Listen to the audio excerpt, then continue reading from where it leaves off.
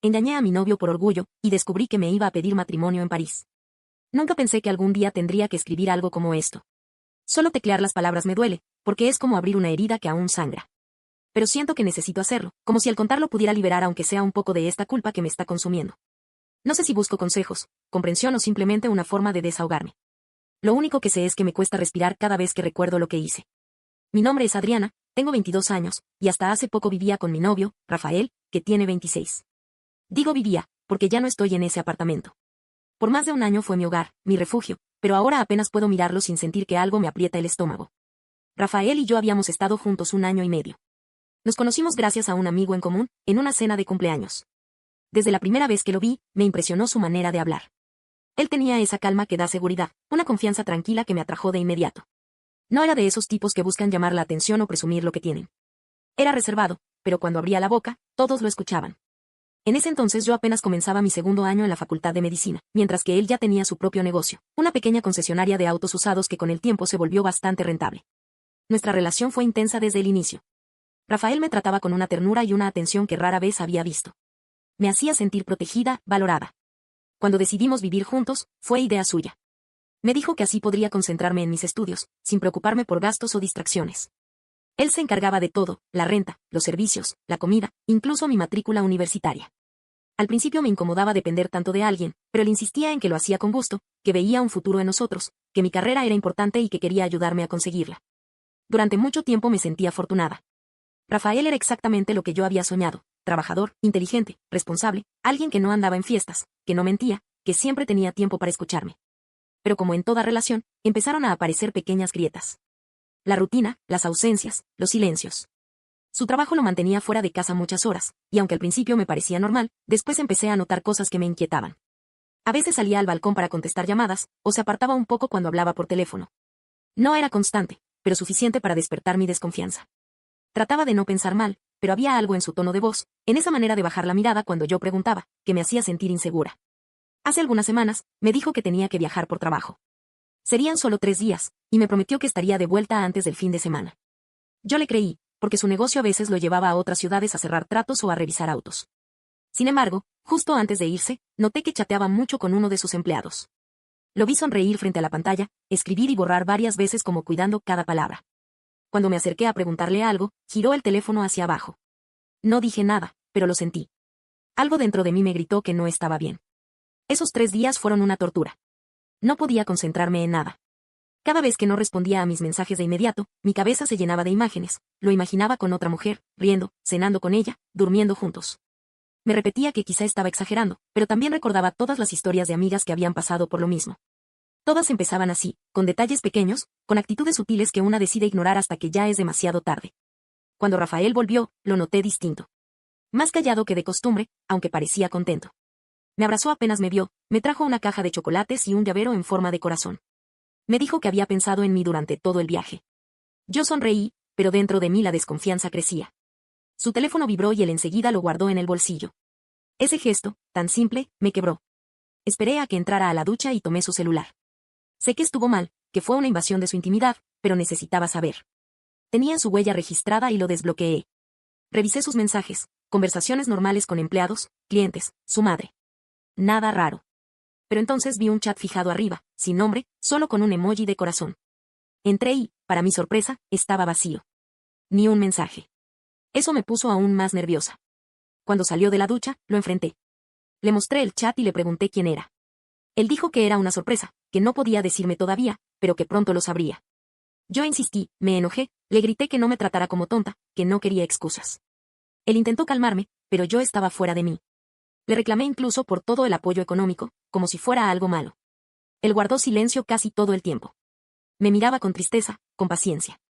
Y al final solo dijo: Adriana, si tú tampoco confías en mí, no sé qué más puedo hacer. Pero te juro que no te mentí. Mañana vas a ver lo que realmente era esa sorpresa. Le respondí que no me interesaban sus mentiras y me fui del departamento. Él me siguió hasta la puerta, me pidió que no me fuera, que al menos esperara hasta la mañana, pero yo no quise escucharlo. Le dije que tenía turno en el hospital y cerré la puerta antes de que pudiera terminar de hablar. Conduje hacia el hospital con la mente llena de pensamientos oscuros. No podía concentrarme ni en el volante ni en mis tareas. Lo único que repetía dentro de mí era: me está engañando, me oculta algo, seguro es otra mujer. Cuando llegué al hospital para mi turno, me encontré con Camila, mi compañera de guardia. Ella era de esas personas directas, a veces demasiado. Al contarle entre pausas lo que había pasado con Rafael, escuchó en silencio durante unos minutos, pero al final me lanzó una frase que en ese momento me pareció lógica y ahora entiendo que solo alimentó mi enojo. Adriana, todos los hombres son iguales. No te desgastes intentando justificarlo.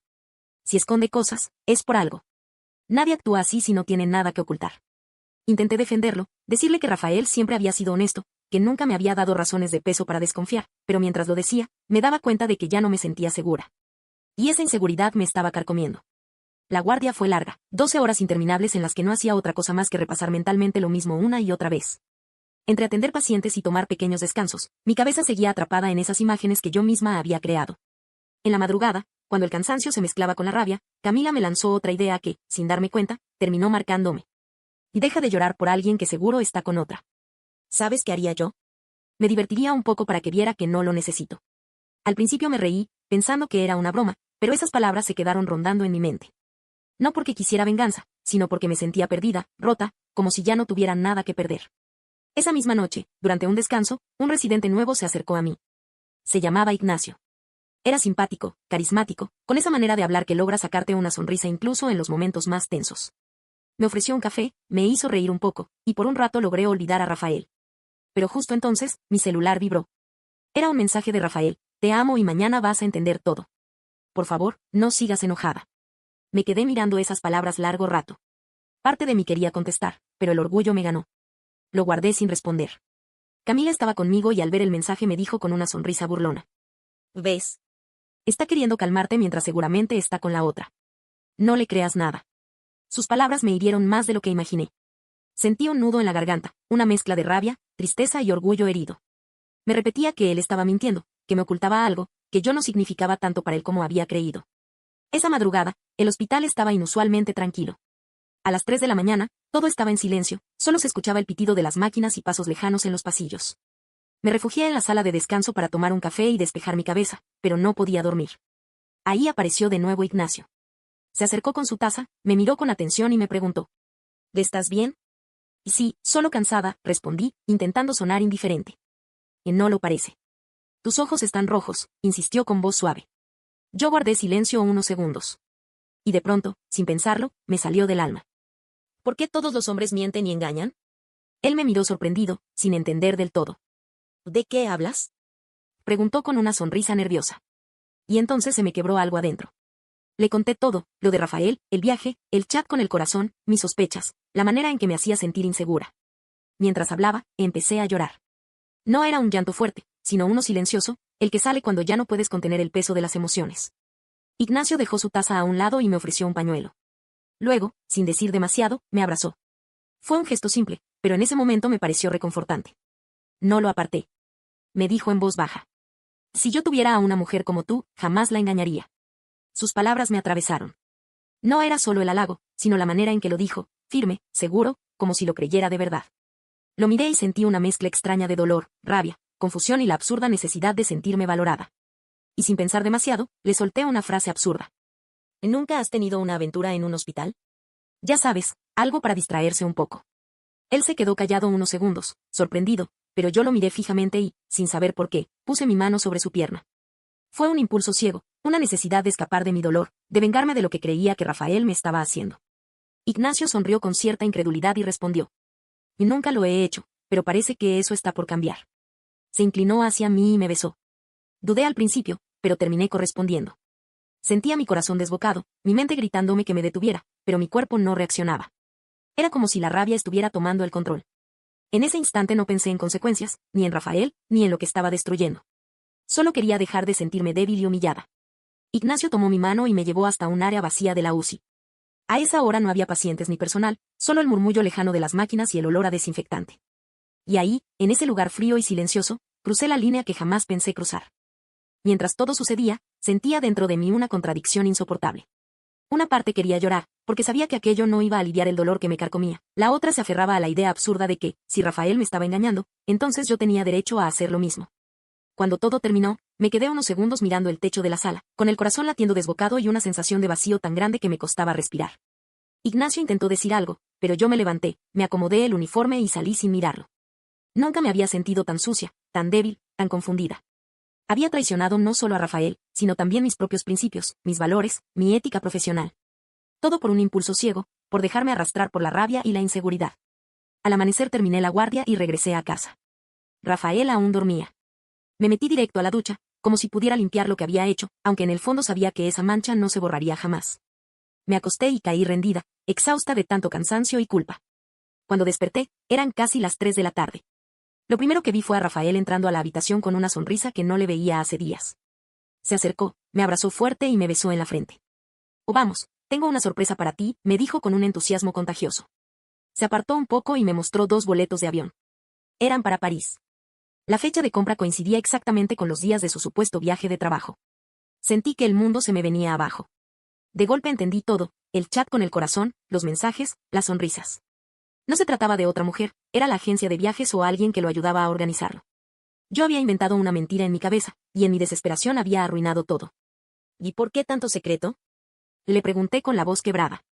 Él sonrió, con una ilusión que me destrozaba el alma. Porque había una sorpresa aún más grande allá. Quería que fuera especial. Yo apenas podía sostener su mirada.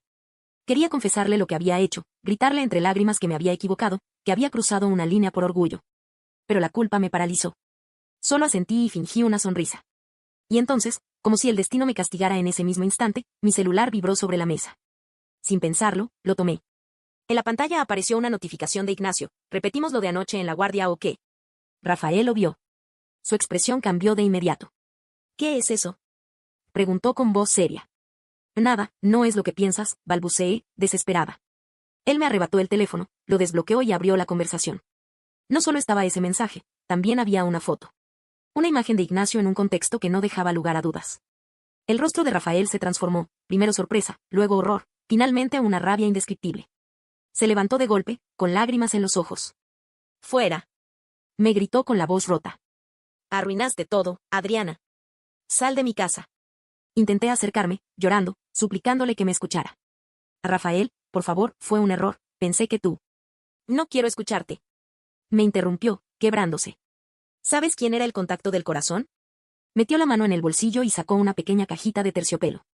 La abrió y dentro había un anillo de compromiso. Era el joyero que hizo esto. En París pensaba proponerte matrimonio. Pero ya lo arruinaste. Sentí que el piso se desmoronaba bajo mis pies. Todo lo que había imaginado, todo lo que me había dicho Camila, todo lo que mi cabeza había creado, era mentira. Yo había sido la que destruyó lo que más quería. Intenté abrazarlo, pero él retrocedió. Tomó mis cosas, mis libros, mi ropa, y las arrojó al pasillo. No me miraba, apenas repetía entre sollozos. «Vete, no quiero volver a verte nunca más». Con el alma rota, recogí lo poco que pude cargar y salí del departamento. Afuera, en las escaleras, me derrumbé. Lloré hasta quedarme sin fuerzas, sin saber a dónde ir, sintiendo que había perdido no solo a Rafael, sino también la versión de mí misma que creía conocer. Todo por mi orgullo. Por mi incapacidad de confiar en el hombre que más me había amado. Desde aquel día, mi vida cambió por completo. Han pasado casi 3 semanas desde que Rafael me echó de su casa y todavía siento que todo se detuvo en ese instante. Vivo ahora en el departamento de Sofía, una compañera de la universidad con la que apenas tenía trato fuera de lo académico, pero que al enterarse de lo que me ocurrió me ofreció un lugar donde quedarme. No tuve otra opción que aceptar. Mis padres viven en otra ciudad y volver con ellos no es una posibilidad real. Perdería el semestre y todo el esfuerzo que he invertido en mi carrera. Así que aquí estoy, compartiendo espacio con alguien que prácticamente era una desconocida, tratando de reconstruir un día a la vez. Cada mañana me despierto con una sensación de vacío insoportable. A veces me toma unos segundos recordar que ya no vivo con Rafael, que no tengo su voz dándome los buenos días, ni sus mensajes tiernos al levantarme. Cuando lo recuerdo, todo regresa de golpe, el anillo, la sorpresa, su mirada de dolor y furia. Los primeros días lo llamé sin parar, pero pronto descubrí que me había bloqueado en todas partes, llamadas, mensajes, redes sociales. Para él, yo había dejado de existir. Y aunque no puedo culparlo, el silencio me duele. Saber que no puedo explicarle lo que sentí, aunque sé que nada lo justifica, me destroza. Me atormenta pensar que destruye algo que era bueno. Rafael no era perfecto, claro que no, pero era un hombre íntegro, alguien que me cuidaba, que me apoyaba, que creyó en mí cuando yo misma dudaba de mis capacidades. Y yo lo traicioné de la peor manera. Lo económico también se vino abajo. Rafael pagaba todo, renta, servicios, comida, matrícula. Ahora no tengo nada seguro. Mis pequeños ahorros se están agotando y, aunque busco un trabajo de medio tiempo, es difícil con los horarios del hospital y las clases. A veces me pregunto si podré seguir en medicina o si tendré que renunciar a todo. Lo peor no es solo la incertidumbre económica, sino la soledad. Desde que conté mi historia en internet, las respuestas han sido brutales. Me han insultado, me han deseado lo peor, me han llamado monstruo. Y aunque intento no leer los comentarios, a veces lo hago, y cada palabra se clava en mí como un cuchillo. Sé que lo que hice fue horrible, pero no soy un monstruo. Soy una persona que cometió un error imperdonable, sí, pero un error al fin. No fue algo planeado, frío o calculado. Fue un impulso torpe, un momento de ira y de vacío en el que me dejé arrastrar. Y ahora pago con todo lo que tenía. Entre tanto odio, a veces encuentro mensajes distintos. Mujeres que me dicen que entienden mi sentimiento, aunque no lo justifiquen, que también alguna vez reaccionaron mal por miedo o inseguridad. Esas pocas palabras de empatía me han sostenido más de lo que puedo explicar, porque me hacen sentir menos sola. Aún así, no dejo de revivir esa mirada de Rafael cuando me descubrió. Esa mezcla de decepción y amor herido me persigue en sueños. He pensado en escribirle una carta, aunque nunca la lea, solo para explicarle que lo amé, que lo sigo amando, aunque lo haya demostrado de la peor forma posible. Pero luego me detengo, porque sé que quizás ya encontró paz, y yo no quiero abrir viejas heridas. Lo único que me queda es intentar seguir adelante. Aunque no sé cómo. Aunque cada noche me sienta atrapada en el mismo momento en que todo se derrumbó. Unos días después, reuní el poco valor que me quedaba y fui al lugar donde trabajaba Rafael. No sabía exactamente qué esperaba lograr, pero sentía la necesidad de verlo, de explicarle, aunque fuera por última vez. Tal vez quería suplicarle que al menos me escuchara, que entendiera que lo mío no fue planeado, que solo me dejé llevar por la rabia y la inseguridad. Cuando llegué, el guardia me reconoció enseguida. Con voz firme, pero sin dureza, me dijo: Lo siento, señorita. El jefe ha sido muy claro, no podemos dejarla entrar. No quiere verla cerca de aquí. Me quedé en silencio, con la mirada clavada en el suelo. Sentí que todo el aire me abandonaba. No tuve fuerzas para insistir. Solo asentí y me alejé, caminando varias cuadras sin rumbo, con esa horrible sensación de haber perdido algo que nunca iba a recuperar. Esa noche, al regresar al departamento de Sofía, me derrumbé. No hay otra forma de describirlo. Me tiré en la cama y lloré hasta no tener lágrimas. La universidad me presiona con los pagos. Me dieron un plazo límite, pero ya no tengo dinero, y era Rafael quien me sostenía en todo. Llamé a mis padres pidiendo ayuda, pero ellos apenas sobreviven en su ciudad y no pueden cubrir una cantidad tan grande.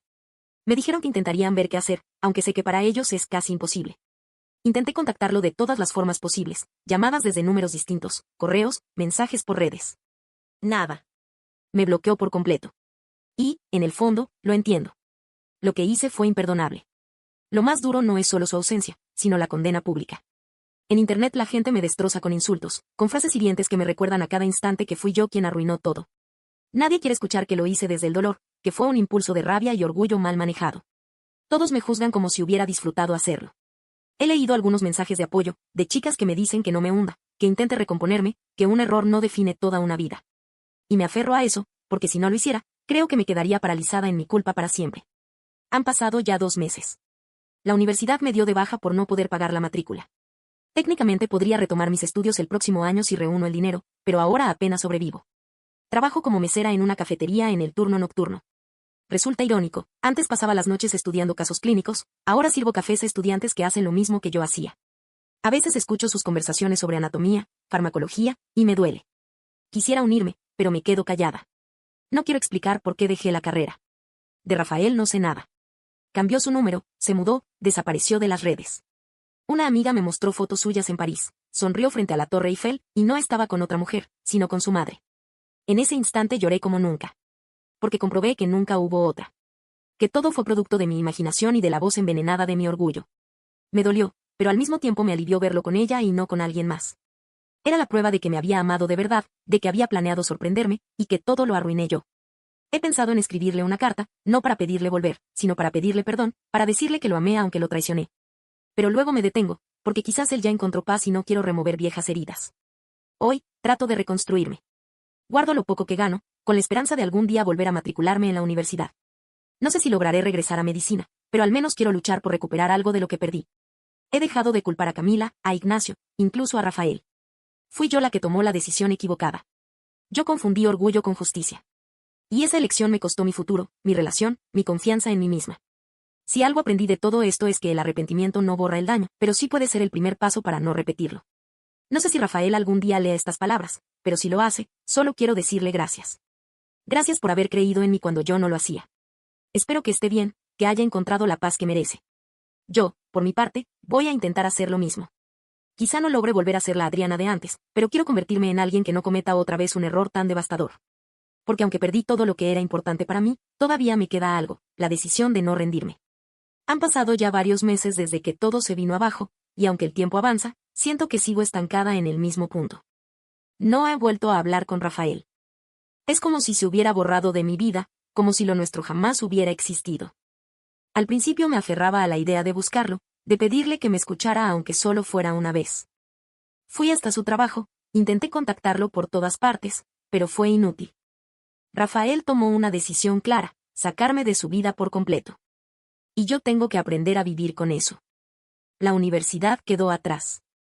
No fue porque no pudiera con el ritmo o porque me fuera mal en lo académico. De hecho, seguí manteniendo mis calificaciones, pero sin el dinero no pude continuar.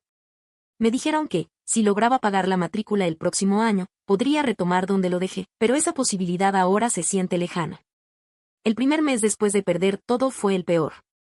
Pasaba las noches llorando, con los libros de medicina abiertos sobre la mesa, recordando lo que había sido mi rutina y lo que ya no era. La sensación de fracaso me pesaba tanto que apenas podía levantarme de la cama. Hoy trabajo en un café. Paso las noches sirviendo bebidas a estudiantes que están justo en la etapa en la que yo debería estar. Los escucho hablar de anatomía, de diagnósticos, de exámenes. A veces sonrío con amargura, a veces me duele tanto que debo darme la vuelta para que no me vean llorar.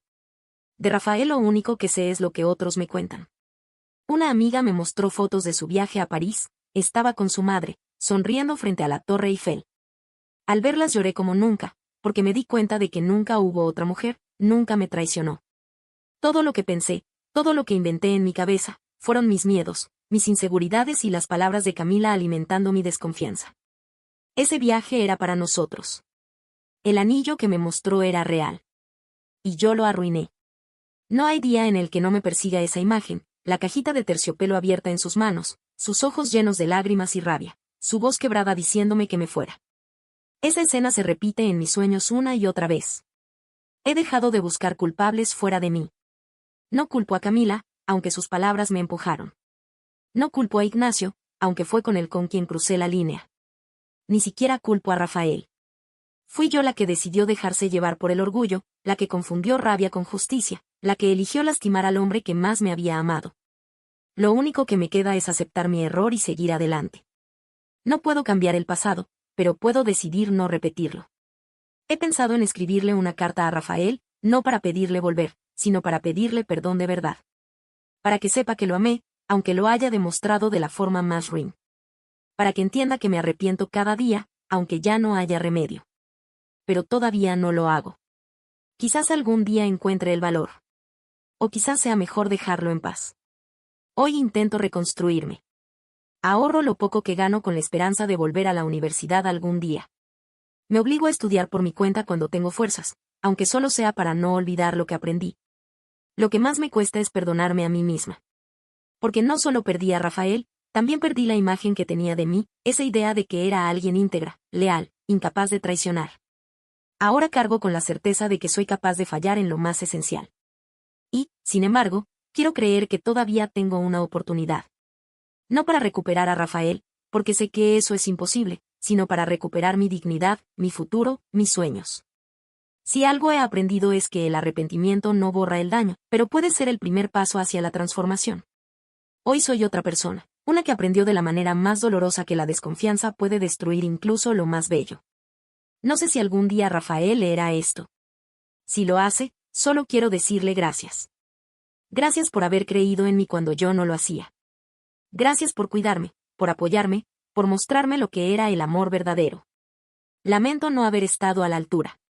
Yo, por mi parte, seguiré intentando levantarme. No sé si volveré a ser médica, pero sé que quiero sentirme digna de mis sueños otra vez. Aunque haya perdido todo, todavía me queda algo, la decisión de no rendirme. Porque al final, incluso después de haberme destruido a mí misma, sigo aquí. Y quizás ese sea mi punto de partida. No olvides dejar tu opinión en los comentarios, dejar tu like y compartir este video.